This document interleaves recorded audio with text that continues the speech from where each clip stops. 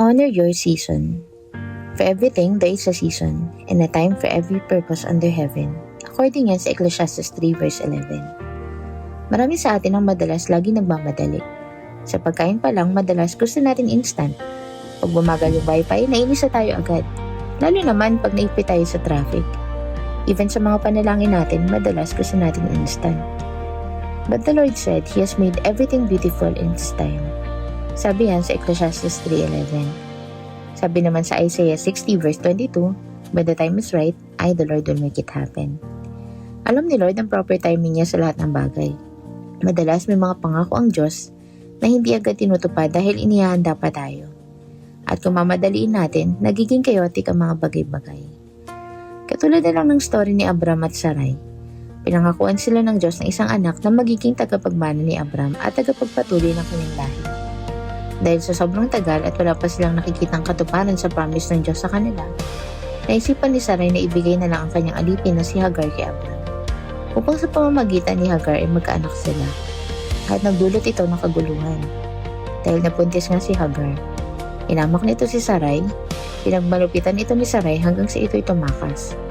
Nagkagulo na bigla sa household ni Abram. Bumalik si Hagar, ngunit ilang years naman pagkatapos nito, ay nagka-issue tungkol sa mga anak nila na si Ishmael at Isaac. Naging rason para tuluyan nang umalis si Hagar kasama si Ishmael.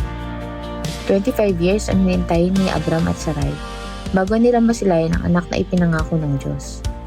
25 years na preparation. Pero kung titingnan, nakakalungkot din ang pagkadamay ni Hagar at Ishmael. Bagamat hindi na susurprise si God sa ganyan, pero imagine mo kung naghintay sila faithfully at hindi nagmadali. Hindi sana naging magulo. May mga maling choices tayo na nagagawa kapag tayo ay nagmamadali. At ang aspeto ng buhay na madalas tayo ay nagmamadali ay pagdating sa love life. Marami kabataan ang pumapasok agad sa pakikipagrelasyon kahit hindi pa nila ito season.